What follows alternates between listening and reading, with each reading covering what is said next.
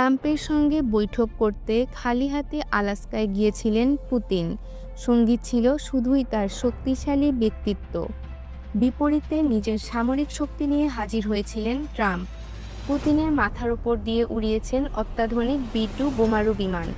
Trump পুতিনকে যে লাল গালিচায় অভ্যর্থনা দিয়েছেন তার দুপাশে দাঁড়িয়েছিল যুদ্ধবিমান।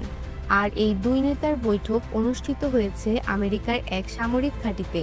কিন্তু পুতিনকে বিন্দুমাত্র কাবু করতে পারেনি ট্রাম্পের সামরিক শক্তি।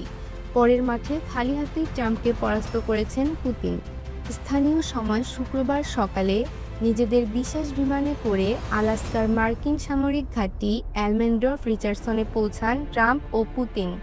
প্রথমে বিমান থেকে নেমে পুতিনের জন্য অপেক্ষা করেন ট্রাম্প। পরে পুতিন বিমান থেকে নেমে এসে ট্রাম্পের সঙ্গে করমর্দন সম্পন্ন করেন।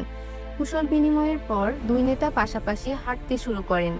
এমন সময়ে হঠাৎ করে আকাশে গর্জন তুলে উড়ে আসে যুক্তরাষ্ট্রের B-2 স্টিলথ বোমারু বিমান, আর তাকে সঙ্গ দেয় 4টি F-22 যুদ্ধবিমান। পুতিনের চোখ চলে যায় আকাশের দিকে। হাঁটার গতি কিছুটা কমিয়ে ঘাড় ঘুরিয়ে দেখে নেন যুদ্ধবিমানের মহড়া। পাশে থাকা ট্রাম্প হাততালি দিয়ে পুতিনকে নিচু স্বরে কিছু একটা বলেন। পুতিনের মুখভঙ্গি দেখে ধারণা করা যায় পুতিনকে হয়তো B-2 যুদ্ধবিমানের সক্ষমতা জানাচ্ছিলেন ট্রাম্প।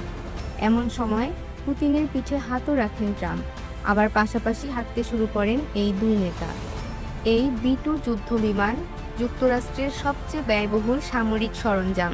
প্রতিটি B-2 বিমানের দাম বাংলাদেশি টাকায় প্রায় 26,000 কোটি টাকা।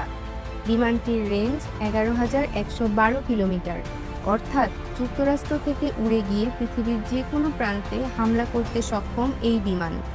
এটি পরমাণু ও প্রচলিত উভয় ধরনের বোমা বহন ও বর্ষণ করতে পারে। মূলত আকাশে বড় ধরনের যুদ্ধের জন্য উপযোগী করে এটিকে প্রস্তুত করা হয়েছে। এই B-2 বোমারু বিমান দিয়েই গত জুন মাসে ইরানে হামলা চালিয়েছিল যুক্তরাষ্ট্র।